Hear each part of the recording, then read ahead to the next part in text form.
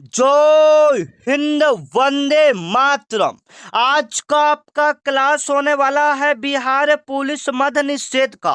मैं कहूंगा साथियों, अगर आप पहली बार पेपर देने जा रहे हो, तैयारी अभी तक नहीं किए हो और चाहते हो कि पहली बार में ही आपको वर्दी मिल जाए, आपका एक सीट पक्का हो जाए, तो आज का यह वीडियो आपके लिए वरदान साबित होगा साथियों।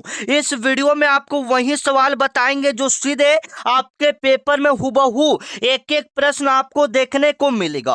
अगर आपका भी 17 जून का पेपर है और आप वास्तव में एक वर्दी को पक्का करना चाहते हो साथियों, तो इस वीडियो में बताए गए सभी प्रश्नों को आपको रटना पड़ेगा।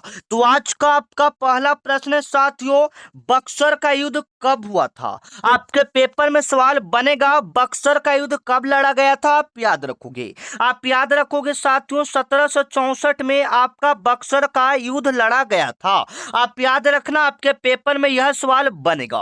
अब मैं सीधे आपको हुबहू आने वाला सवाल बताता हूं जो कि आपके पेपर में छपेगा। आप याद रखोगे, पानीपत का प्रथम युद्ध कब हुआ था? 1526 में। पानीपत का प्रथम युद्ध कब हुआ था साथियों? 1526 में। अब दूसरा युद्ध याद रखोगे, दूसरा पानीपत का युद्ध हुआ था 1556 में।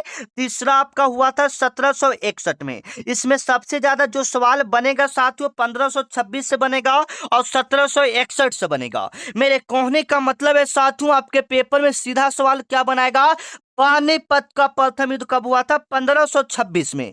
किसके बीच हुआ था? बाबर और इब्राहिम लोदी के बीच हुआ था। और डायरेक्ट फिर तीसरा पूछ सकता है, पानीपत का तीसरा युद्ध किसके किसके बीच हुआ था? अहमद शाह अब्दाली के बीच हुआ था। आप याद रखोगे। कब हुआ था? 1761 में। कब वाला ज्यादा पूछता है कि कब हुआ था, तो 1761 में। अब याद रखोगे साथियों, आपके पेपर में हुबहू आपको आने वाला सवाल बताते हैं। प्लासी का युद्ध कब हुआ था साथियों? 1757 में। ऑप्शन नंबर ए। प्लासी का युद्ध कब हुआ था? 1757 में। आप याद रखोगे। आपके पेपर में और भी सवाल बन सकता है साथियों, याद रखना। सिपाही विद्रोह कब हुआ था? 1857 में आपका सिपाही विद्रोह हुआ था, जो कि सीधे आपके पेपर में यह सवाल आपको हुबहू देखने को मिलेगा साथियों। आप याद रखना, आपके पेपर में यहां से जो भी सवाल आपको बताएं साथियों, यहां से एक प्रश्न आपके पेपर में हुबहू आपको देखने को मिलेगा। अगर आप भी चाहते हो कि 17 जून का पेपर पूरा 100 में 100 आप सही करके आओ, तो इस वीडियो को आप पूरा देख लो, ठीक है। 100 में 100 आपका वहां पर सही होगा। अगला नंबर सवाल है साथियों, बिल्कुल आपके पेपर में हुबहू ये सवाल देखने को मिलेगा, बिल्कुल अच्छे तरह से कवर करोगे। शेर शाह सूरी का मकबरा कहाँ स्थित है साथियों? आपके पेपर में सवाल बनेगा। आप याद रखोगे साथियों, शेर शाह सूरी का जो मकबरा होगा वो कहाँ में होगा? सासाराम। Option number C. आप याद रखोगे, शेर शाह सूरी का मकबरा कहाँ है साथियों? सासाराम। Option number C. आप अपने एग्जाम में बिल्कुल सही करके आओगे, ठीक है। आपके पेपर में यह बनने वाला सवाल है साथियों, हुबहू आपके पेपर में यह सवाल आपको देखने को मिलेगा। आपका आने वाला अगला सवाल देखना, संविधान के अनुच्छेद से, जो कि आपके पेपर में जो 14 जून का पेपर हुआ था उसमें लगभग लगभग 8 से 10 प्रश्न बना था, और आपके 17 जून के पेपर में भी यहां से सवाल हुबहू ये सवाल आपको देखने को मिलेगा। कानून के समक्ष समानता का संबंध किससे साथियों? आपके पेपर में सवाल बनेगा। आप याद रखोगे, कानून के समक्ष समानता का संबंध किस अनुच्छेद से? आप याद रखोगे, अनुच्छेद 14। समानता का संबंध किस अनुच्छेद से साथियों? याद रखोगे, अनुच्छेद 14। Option number A. Option number A आप याद रखना, आपके पेपर में यह सवाल आपको हुबहू देखने को मिलेगा साथियों, ठीक है, याद रखना। यहाँ से और भी सवाल मैं आपको बता देता हूं, आपके पेपर में सवाल बनेगा। यहाँ से पूछेगा कि संविधान का आत्मा किस अनुच्छेद को कहा जाता है? आप याद रखोगे साथियों, अनुच्छेद 32 को संविधान का आत्मा कहा जाता है। आपके पेपर में सवाल हुबहू आपको देखने को मिलेगा। और भी सवाल एक्स्ट्रा एक दो बता देते हैं जो आपके पेपर में हुबहू देखने को मिला है, ठीक है। चलिए, और भी सवाल यहाँ पर याद रखोगे साथियों। यहाँ पर अनुच्छेद 21, अनुच्छेद 21 किससे संबंधित है साथियों? तो इस समानता का अधिकार से ये भी संबंधित है, ठीक है। जैसे मान लीजिए कि इसमें आपका क्या होता है, सभी व्यक्ति को स्वतंत्रता का अधिकार है, मतलब आपको जो मन करेगा साथियों आप कर सकते हो। अनुच्छेद 21 में आपको दिया गया है, ठीक है। जैसे में आप किसी को पसंद करते हो तो उससे भी शादी कर सकते हो, अनुच्छेद 21 के तहत। ठीक है, याद रखना। आपका आने वाला अगला सवाल है साथियों, बिल्कुल इजी लेवल का सवाल है जो सीधे आपके पेपर में बनेगा। बिहार में कुल कितने जिले हैं, इस लेवल का भी कभी कभी आपके पेपर में सवाल डाल देता है, आप याद रखोगे। तो 4 नंबर का जवाब हम सभी बच्चे का कमेंट में चेक करना चाहते हैं कि कौन कौन बच्चे इसका राइट आंसर दे रहे हैं। तो 7 नंबर का जवाब आप लोग कमेंट में दोगे। एक बच्चे का यहाँ पर कमेंट आ रहा है, सर 14 जून का पेपर कैंसिल हो गया। न्यूज में तो हमने भी देखा कि 14 जून का पेपर कहीं कहीं कैंसिल कर दिया गया है। क्या ये बात सही है? अगर आप लोग जानकारी है तो एक बार कमेंट करके बताओगे, क्या 14 जून का पेपर कैंसिल हो गया? चलिएगा, अब आप लोग 14 जून को छोड़कर जिनका भी 17 जून का है उस पर ध्यान दो, वर्दी पक्की करनी है साथियों, तो आप इस वीडियो को देख लो।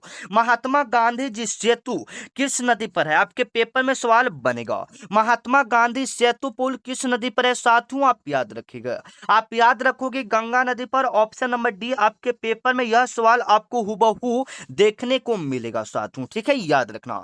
महात्मा गांधी सेतु पुल किस नदी पर है साथियों? गंगा नदी पर, सभी बच्चे को पता है।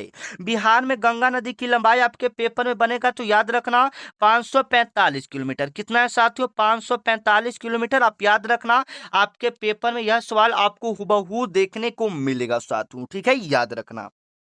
चलो, अगर पूरे भारत में बात करें तो पूरे भारत में गंगा नदी की लंबाई है साथियों 2525 किलोमीटर। पूरे भारत में गंगा नदी की लंबाई कितना है साथियों? 2525 किलोमीटर, आप याद रखना। आपके पेपर में यह सवाल आपको हुबहू देखने को मिलेगा। भारत का प्रथम गवर्नर जनरल कौन था साथियों? आपके पेपर में सवाल बनेगा, भारत का प्रथम गवर्नर जनरल कौन था साथियों? आप याद रखोगे, आपके पेपर में सवाल बनेगा साथियों, आप बिल्कुल सही करोगे। लॉर्ड विलियम बेटिंग, ये जो थे भारत के प्रथम गवर्नर जनरल थे। Option number B, option number B आप बिल्कुल सही करोगे। आपके पेपर में यह सवाल आपको हुबहू देखने को मिलेगा। भारत का प्रथम गवर्नर जनरल कौन था साथियों? याद रखना, लॉर्ड विलियम बेटिंग। चलिए, आपका आने वाला अगला सवाल है साथियों, मौलिक कर्तव्य किस देश से लिया गया है? आपके पेपर में हुबहू ये सवाल आपको देखने को मिलेगा। जो मौलिक कर्तव्य है, यहाँ से सवाल मैंने आपको बताया था, शुरुआत में ही बताया था। संविधान से आपके पेपर में लगभग लगभग मानो तो 10 प्रश्न हुबहू देखने को मिलता है, ठीक है। मौलिक कर्तव्य किस देश के संविधान से लिया गया था साथियों? सोवियत संघ रूस से। Option number C. और आपका एग्जाम सेंटर कहाँ पड़ा है साथियों? सभी बच्चे एक बार कमेंट करके बताओगे आपका एग्जाम सेंटर कहाँ पड़ा है। चलिए, आपका आने वाला अगला सवाल है साथियों, टाइफाइड रोग। टाइफाइड जो रोग है शरीर के किस अंग को प्रभावित करता है? आपके पेपर में सवाल बनेगा। आप याद रखोगे साथियों, जो टाइफाइड है ये आंत को प्रभावित करता है। ऑप्शन नंबर सी। टाइफाइड रोग किस शरीर के किस अंग को प्रभावित करता है? आंत। ऑप्शन नंबर सी आप याद रखना। आपके पेपर में यह सवाल आपको हुबहू देखने को मिलेगा साथियों, ठीक है। चलो, विटामिन सी का सबसे उत्तम स्रोत क्या है साथियों? आपके पेपर में यह सवाल हुबहू आपको देखने को मिलेगा। विटामिन सी का सबसे उत्तम स्रोत हो जाएगा आंवला। Option number C. Option number C आप याद रखना। आपके पेपर में यह सवाल आपको हुबहू देखने को मिलेगा। आपका आने वाला अगला सवाल है साथियों, बंगाल का विभाजन किस वर्ष हुआ था? आपके पेपर में यह सवाल आपको हुबहू देखने को मिलेगा। अगर आपको जानकारी है तो जवाब दोगे। बंगाल का विभाजन कब हुआ था साथियों? 1905 में। बंगाल का विभाजन कब हुआ था? 1905 में। Option number A. Option number A आप याद रखना। बंगाल का विभाजन कब हुआ था? 1905 में। आप याद रखना किसके द्वारा किया गया था? लॉर्ड कर्जन के द्वारा। आप याद रखोगे बंगाल विभाजन किसके द्वारा किया गया था साथियों? लॉर्ड कर्जन के द्वारा। और फिर बंगाल विभाजन को रद्द भी कर दिया गया था 1911 में। किसके द्वारा? लॉर्ड हार्डिंग के द्वारा। किसके द्वारा? लॉर्ड हार्डिंग नाम का एक वाइस राय था, उसके कहने पर फिर बंगाल विभाजन को रद्द भी कर दिया गया, ठीक है, याद रखना। आपका आने वाला अगला सवाल देखना साथियों, आपके पेपर में सवाल बनेगा। एक एक प्रश्न को आप रट लोगे, इसमें हिंदी भी प्रश्न बताएंगे, ठीक है। जो जो आपके पेपर में प्रश्न आता है वो सारा प्रश्न इस वीडियो में हम लोग देखेंगे ताकि आपका 100 में 100 स्कोर हो। जो बच्चा 100 में 100 स्कोर करना चाहता है, चैनल को आप पहले तो सब्सक्राइब करो, ठीक है। चैनल को आप पहले सब्सक्राइब करो, क्योंकि यहाँ पर जो भी नई नई वैकेंसी आएंगी साथियों, या जो नए नए एग्जाम आएंगे आपको सबसे पहले इसी चैनल पर पता चलेगा। तो आप चैनल को पहले सब्सक्राइब कर लो, ठीक है। चलो, जालियांवाला बाग हत्याकांड कब हुआ था साथियों? ये मान लो कि आपका बड़े भाई का एक चैनल है, ठीक है, जो कि आपके पीछे हरदम सपोर्ट में खड़ा रहेगा, ठीक है। जालियांवाला बाग हत्याकांड कब हुआ था साथियों? 13 अप्रैल 1919 ईस्वी को। जालियांवाला बाग हत्याकांड कब हुआ था? 13 अप्रैल 1919 ईस्वी को। आप याद रखना, आपके पेपर में सवाल बनेगा जालियांवाला बाग हत्याकांड कब हुआ था साथियों? 13 अप्रैल 1919 ईस्वी को। कहाँ में हुआ था? ये हुआ था पंजाब के अमृतसर में। ये आपका कहाँ में हुआ था साथियों? पंजाब के अमृतसर में। आप याद रखना, जालियांवाला बाग हत्याकांड कब हुआ था? 13 अप्रैल 1919 ईस्वी को पंजाब के अमृतसर में हुआ था। आप याद रखना, आपके पेपर में यह सवाल आपको हुबहू देखने को मिलेगा साथियों। आपका आने वाला अगला सवाल है साथियों, इंकलाब जिंदाबाद। इंकलाब जिंदाबाद का नारा किसने दिया था?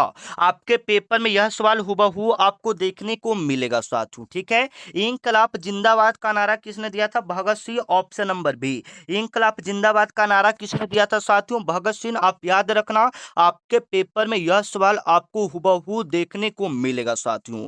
अगर मैं कहूं कि जय हिंद का नारा किसने दिया था, तो आप याद रखोगे जय हिंद का नारा सुभाष चंद्र बोस ने दिया था। ऑप्शन नंबर ए। अगर हम बात करें करो या मरो का, अगर हम बात करें करो या मरो का नारा किसने दिया था? आप याद रखोगे महात्मा गांधी ने दिया था, ठीक है। आपके पेपर में यह सवाल आपको हुबहू देखने को मिलेगा साथियों, ठीक है। चलो, बिल्कुल सिंपल सवाल है, बिहार का राजकीय पक्षी क्या है? 13 नंबर का। हम सभी बच्चे का जवाब कमेंट में देखना चाहते हैं, एकदम इजी लेवल का सवाल लेके आए हैं आपके लिए, ठीक है। चलिए, आपका आने वाला अगला सवाल है जो कि आपके पेपर में सवाल बनेगा। भारत का लौह पुरुष किसे कहा जाता है? बताओगे, भारत का लौह पुरुष किसे कहा जाता है साथियों? आपके पेपर में यह सवाल आपको हुबहू देखने को मिलेगा कि भारत का लौह पुरुष किसे कहा जाता है।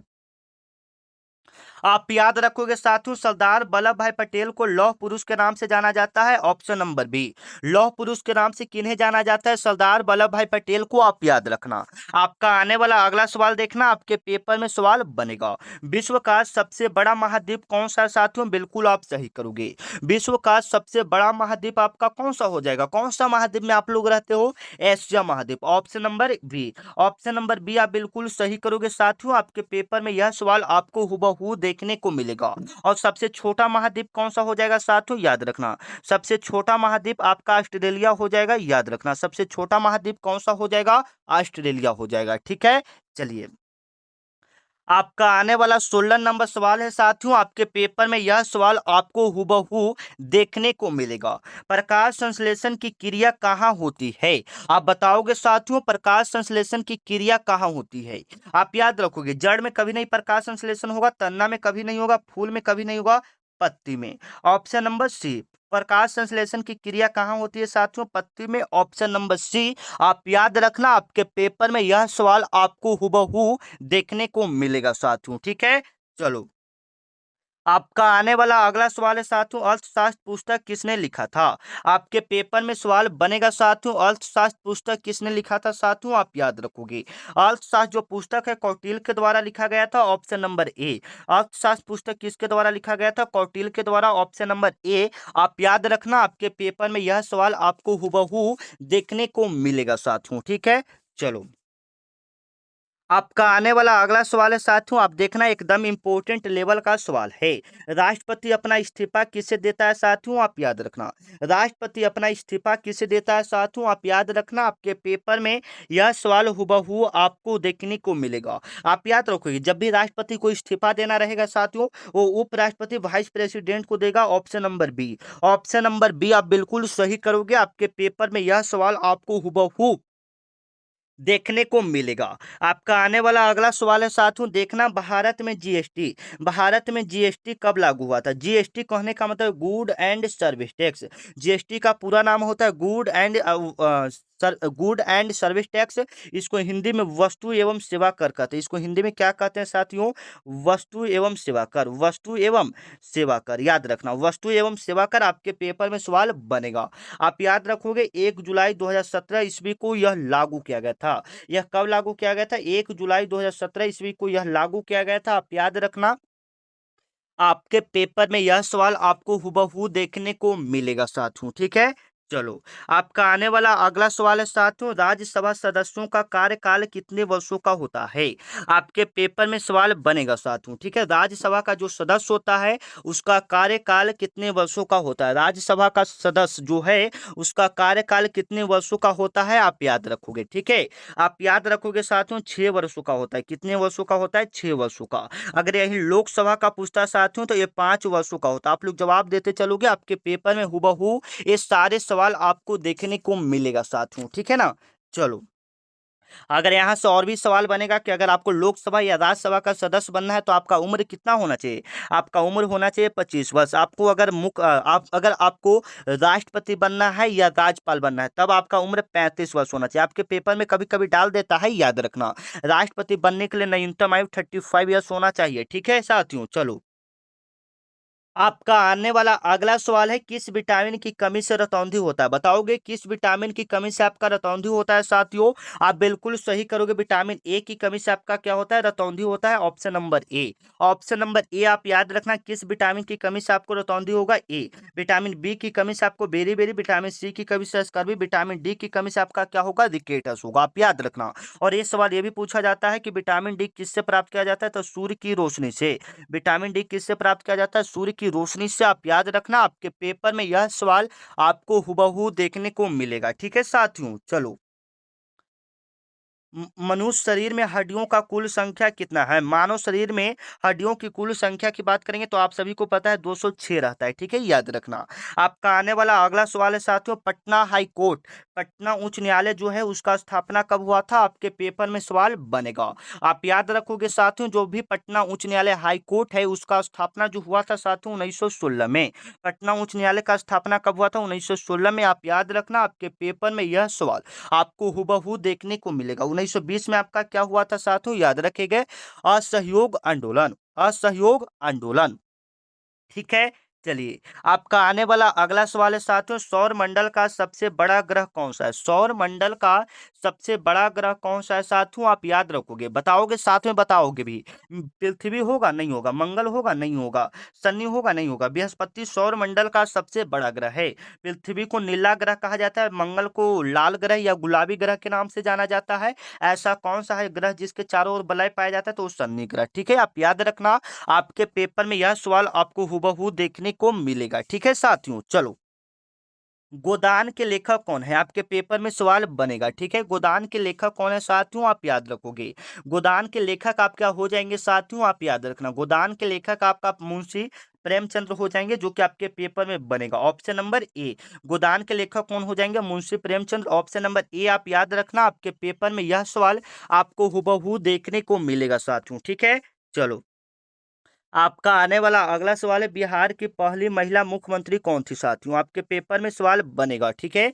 बिहार की पहली महिला मुख्यमंत्री कौन थी साथियों? Rabri Devi. Option number B. Bihar की पहली महिला मुख्यमंत्री कौन थी? Rabri Devi. Option number B आप याद रखना, आपके पेपर में यह सवाल आपको हुबहू देखने को मिलेगा साथियों, ठीक है। बिहार की पहली महिला मुख्यमंत्री कौन थी? Rabri Devi. Option number B आप याद रखना, ठीक है। चलो, आपका आने वाला अगला सवाल है साथियों, वायुमंडल में नाइट्रोजन की मात्रा कितनी होती है? आपके पेपर में यह सवाल आपको हुबहू देखने को मिलेगा। आप याद रखना, वायुमंडल में नाइट्रोजन की जो मात्रा होती है साथियों 78% होती है, 78% आप याद रखोगे। अगर यहाँ पर ऑक्सीजन की बात करें तो 21% होता है, याद रखा। अगर कार्बन डाइऑक्साइड की बात करेंगे तो 0.003% आपका कार्बन डाइऑक्साइड होगा। आप याद रखना, आपके पेपर में यह सवाल बनेगा। आपका आने वाला 28 नंबर का सवाल है साथियों, स्वराज जन्म सिद्ध अधिकार है। स्वराज मेरा जन्म सिद्ध अधिकार है, ऐसा किसने कहा था? आपके पेपर में सवाल बनेगा। आप याद रखोगे, ऐसा कहा था बाल गंगाधर तिलक ने कहा था। Option number A. Option number A आप बिल्कुल सही करोगे साथियों, आपके पेपर में यह सवाल आपको हुबहू देखने को मिलेगा, ठीक है। चलो, आपका आने वाला अगला सवाल है, भारत की सबसे लंबी नदी कौन सी है साथियों? आपके पेपर में सवाल आएगा। आप याद रखोगे, भारत की सबसे लंबी नदी आपका हो जाएगा गंगा नदी। कौन सा नदी हो जाएगा? गंगा नदी। आप सभी को पता है भारत की सबसे लंबी नदी कौन सी हो जाएगी? गंगा नदी। Option number C. Option number C, ठीक है साथियों। चलो, आपका आने वाला अगला सवाल है साथियों, वाल्मीकि राष्ट्रीय उद्यान किस जिले में है? ठीक है, आपके पेपर में सवाल बनेगा। वाल्मीकि राष्ट्रीय उद्यान किस जिले में है? पश्चिमी Champaran. Option number B. Option number B आप याद रखना, आपके पेपर में यह सवाल आपको हुबहू देखने को मिलेगा साथियों। हाँ, चलो आपका आने वाला अगला सवाल है, विटामिन बी 12 में क्या पाया जाता है? आपके पेपर में सवाल बनेगा, विटामिन बी 12 में क्या पाया जाता है साथियों, आप याद रखोगे। विटामिन बी 12 में आपका पाया जाता है cobalt. Option number B. Option number B. Vitamin B 12 में क्या पाया जाता है साथियों? कोबाल्ट पाया जाता है। आप याद रखना, आपके पेपर में यह सवाल आपको हुबहू देखने को मिलेगा। आपका आने वाला अगला सवाल है, प्रथम विश्व युद्ध कब शुरू हुआ था साथियों, आप याद रखोगे। प्रथम विश्व युद्ध कब शुरू हुआ था? आपके पेपर में यह सवाल आपको देखने को मिलेगा। आप याद रखोगे, प्रथम विश्व युद्ध जो शुरू हुआ था 1914 में शुरू हुआ था। Option number A. Option number A आप क्या रखोगे, याद रखोगे। आपके पेपर में यह सवाल आपको देखने को मिलेगा।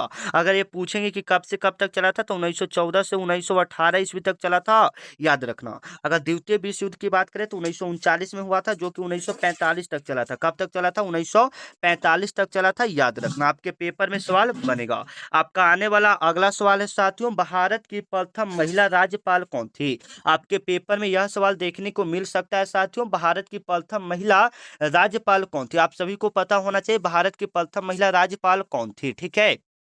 चलो ऑप्शन नंबर देख लीजिएगा, ऑप्शन नंबर कौन सा सही होगा? ऑप्शन नंबर ए सरोजिनी नायडू, याद रखना। आपका आने वाला अगला सवाल है साथियों, विश्व पर्यावरण दिवस कब मनाया जाता है? विश्व पर्यावरण दिवस कब मनाया जाता है साथियों, आप याद रखोगे। विश्व पर्यावरण दिवस कब मनाया जाता है? 5 जून को। Option number A. Option number A आप याद रखना, विश्व पर्यावरण दिवस कब मनाया जाता है? 5 जून को आपका विश्व पर्यावरण दिवस मनाया जाता है, आप याद रखना साथियों। आपके पेपर में यह सवाल आपको हुबहू देखने को मिलेगा, ठीक है। चलो आपका आने वाला अगला सवाल है, क्षेत्रफल की दृष्टि से सबसे बड़ा राज्य कौन सा है साथियों, बताओगे। क्षेत्रफल की दृष्टि से भारत का सबसे बड़ा राज्य, क्षेत्रफल एरिया के हिसाब से पूछेगा तो राजस्थान हो जाएगा। ऑप्शन नंबर सी पर टिक करोगे, ठीक है। अगर यही पूछेगा कि पॉपुलेशन यानी जनसंख्या के हिसाब से, तो उत्तर प्रदेश हो जाएगा। ऑप्शन नंबर दोनों आप याद रखोगे, ठीक है। चलिए आपका आने वाला अगला सवाल देखना, लोकसभा का नेता कौन होता है? आपके पेपर में सवाल बनेगा साथियों, ठीक है। लोकसभा का नेता कौन होता है साथियों, आप याद रखोगे। लोकसभा का नेता आपका प्रधानमंत्री होता है। Option number B. Option number B आप याद रखोगे, ठीक है। लोकसभा का नेता कौन होता है? प्रधानमंत्री होता है। बिहार केसरी किसे कहा जाता है साथियों, आप याद रखना। आपके पेपर में यह सवाल आपको हुबहू देखने को मिलेगा साथियों, ठीक है। बिहार केसरी किसे कहा जाता है? आप याद रखोगे, डॉक्टर श्री कृष्ण सिंह को। Option number A. Option number A आप याद रखना, आपके पेपर में यह सवाल हुबहू आपको देखने को मिलेगा। आपका आने वाला अगला सवाल है साथियों, दांडी यात्रा कब शुरू हुई थी? दांडी यात्रा कब शुरू हुई थी साथियों, आप याद रखोगे। 12 मार्च। 12 मार्च 1930 ईस्वी को, 12 मार्च 1930 ईस्वी को दांडी यात्रा शुरू हुआ था, आप याद रखोगे, ठीक है साथियों। आपके पेपर में यह सवाल आपको हुबहू देखने को मिलेगा। आपका आने वाला अगला सवाल है, सिखों के अंतिम गुरु कौन थे? आपके पेपर में सवाल बनेगा। आप याद रखोगे साथियों, सिखों के अंतिम गुरु कौन थे? गुरु गोविंद सिंह, जिनका जन्म कहाँ में हुआ था? पटना में। गुरु गोविंद सिंह का जन्म कहाँ में हुआ था? पटना में। आप याद रखना, आपके पेपर में सवाल बनेगा। चलो आपका आने वाला अगला सवाल है, मानव रक्त का पीएच मान कितना होता है? आपके पेपर में यह सवाल आपको हुबहू देखने को मिलेगा। आप याद रखोगे, खून का पीएच मान जो होता है 7.4 होता है। खून का पीएच मान कितना होता है? 7.4 होता है, आप याद रखना। आपके पेपर में यह सवाल आपको हुबहू देखने को मिलेगा, ठीक है साथियों। चलो विद्युत धारा का मात्रक क्या है? विद्युत धारा का मात्रक क्या है साथियों? आपके पेपर में सवाल बनेगा। आप याद रखना, विद्युत धारा का जो मात्रक होगा साथियों, एम्पियर होगा। Option number C. Option number C आप याद रखना, विद्युत धारा का मात्रक क्या होता है? एम्पियर। ऑप्शन नंबर सी आप याद रखना। आपके पेपर में यह सवाल आपको हुबहू देखने को मिलेगा, ठीक है साथियों। चलो चलिएगा आपका आने वाला अगला सवाल है साथियों, भारत में बैंकों का बैंक, भारत में बैंकों का बैंक किसे कहा जाता है साथियों? आप याद रखोगे, भारत में बैंकों का बैंक किसे कहा जाता है? आरबीआई को कहा जाता है। किसको कहा जाता है? आरबीआई को, रिजर्व बैंक ऑफ इंडिया। इसका स्थापना कब हुआ था साथियों? 1 अप्रैल 1935 ईस्वी को। आप याद रखना, आपके पेपर में यह सवाल आपको देखने को मिलेगा साथियों, ठीक है ना। 1 अप्रैल 1935 में आरबीआई बैंक का स्थापना हुआ था, आप याद रखना। चलिए आपका आने वाला अगला सवाल है साथियों, हीराकुंड बांध किस नदी पर है? आपके पेपर में सवाल बनेगा। हीराकुंड जो बांध है साथियों, वह किस नदी पर है? आप याद रखना, ठीक है। यह हो जाएगा महानदी पर। Option number B. और किस राज्य में है साथियों? उड़ीसा राज्य में। आप याद रखना, आपके पेपर में सवाल बनेगा। सतलज नदी, नर्मदा नदी पर और कहाँ में हो जाएगा, कमेंट करके बताओगे। आपका आने वाला अगला सवाल है साथियों, बिहार का शोक किस नदी को कहा जाता है, ठीक है, बताओगे। बिहार का शोक किस नदी को कहा जाता है, कोसी नदी को आप याद रखिएगा, ठीक है। कोसी नदी कहाँ से निकलता है, ये नेपाल के गोसाई थान से निकलता है। ये नेपाल के कहाँ से निकलता है साथियों, नेपाल के गोसाई थान से निकलता है, आप याद रखना। आपके आने वाला अगला सवाल है साथियों, मौर्य साम्राज्य का स्थापना किसने किया था, ठीक है। आपके पेपर में एक सवाल बनेगा साथियों, मौर्य साम्राज्य का स्थापना किसने किया था, चंद्रगुप्त को कहा जाता है, ठीक है। मौर्य साम्राज्य का स्थापना किसने किया था, बताओगे। ठीक है, चलिए, चंद्रगुप्त मौर्य ने किया था। आपका आने वाला अगला सवाल है साथियों, आर्य समाज का स्थापना किसने किया था, स्वामी दयानंद सरस्वती ने, option number B. Arya Samaj का स्थापना किसने किया था, स्वामी दयानंद सरस्वती ने, आप याद रखना, आपके पेपर में यह सवाल आपको हुबहू देखने को मिलेगा साथियों, ठीक है। चलो, आपका आने वाला अगला सवाल है साथियों, तुम मुझे खून दो मैं तुझे आजादी दूंगा, ऐसा नारा किसने दिया था साथियों, आप याद रखोगे, ठीक है। चलो, ये दिया था सुभाष चंद्र बोस ने, option number B. Option number B आप याद रखना, आपके पेपर में यह सवाल आपको हुबहू देखने को मिलेगा। आपका आने वाला अगला सवाल है, काजीरंगा राष्ट्रीय उद्यान किस राज्य में है साथियों, याद रखोगे। काजीरंगा राष्ट्रीय उद्यान किस राज्य में है, आप याद रखना, असम। काजीरंगा राष्ट्रीय उद्यान कहाँ में हो जाएगा साथियों, असम में, याद रखना। काजीरंगा राष्ट्रीय उद्यान कहाँ में हो जाएगा, Assam. Option number B, option number B आप याद रखना, काजीरंगा राष्ट्रीय उद्यान कहाँ में हो जाएगा, असम। चलो, आपका आने वाला अगला सवाल है, भारत की पहली महिला प्रधानमंत्री कौन थी, ठीक है। भारत की पहली महिला प्रधानमंत्री कौन थी साथियों, आप याद रखना, आपके पेपर में सवाल बनेगा। Pandit Jawaharlal Nehru, option number B. Option number B याद रखना, आपके पेपर में सवाल बनेगा। आपका 50 नंबर सवाल है साथियों, पानीपत की पहली लड़ाई कब हुई थी, आपके पेपर में सवाल बनेगा। आप याद रखोगे, पानीपत की जो पहली लड़ाई किया गया था, आपको शुरुआत में ही बताया थे 1526, किसके किसके बीच किया गया था, तो बाबर और इब्राहिम लोदी के बीच, आप याद रखोगे। अगर दूसरा युद्ध की बात करें तो 1556 में हुआ था, तीसरा युद्ध की बात करें तो 1761 में हुआ था, आप याद रखना। ये तीनों में से कोई एक सवाल आपको पूछा जाएगा, मैंने आपको शुरुआत में ही बताया था, पानीपत वाला आपके पेपर में सवाल बनेगा। अब चलते हैं हिंदी की ओर, जो कि आपके पेपर में लगभग 10 से 15 प्रश्न तो हुबहू आपको देखने को मिलेगा, ठीक है।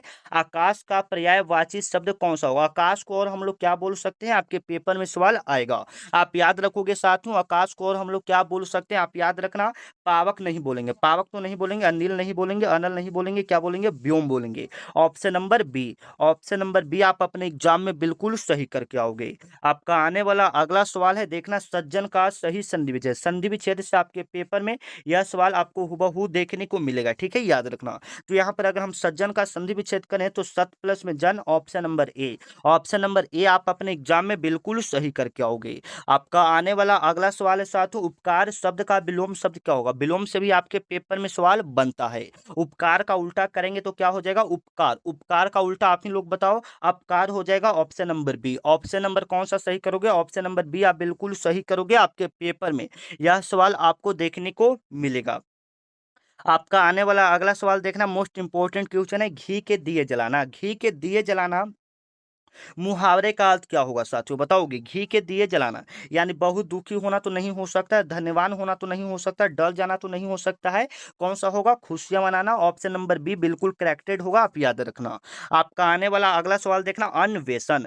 अन्वेषण का शुद्ध संधि विच्छेद क्या होगा, आपके पेपर में सवाल बनेगा। अन्वेषण का शुद्ध सही संधि विच्छेद क्या होगा साथियों, आप याद रखोगे, ठीक है। अनु प्लस में एसन, option number A. Option number A आप क्या करोगे, बिल्कुल करेक्टेड करोगे। आपका आने वाला अगला सवाल है, निम्नलिखित में से कौन सा वाक्य कौन सा शब्द यहाँ पर शुद्ध पूछ रहा है। शुद्ध कहने का मतलब है बिल्कुल यहाँ पर सही लिखा रहना चाहिए, ठीक है।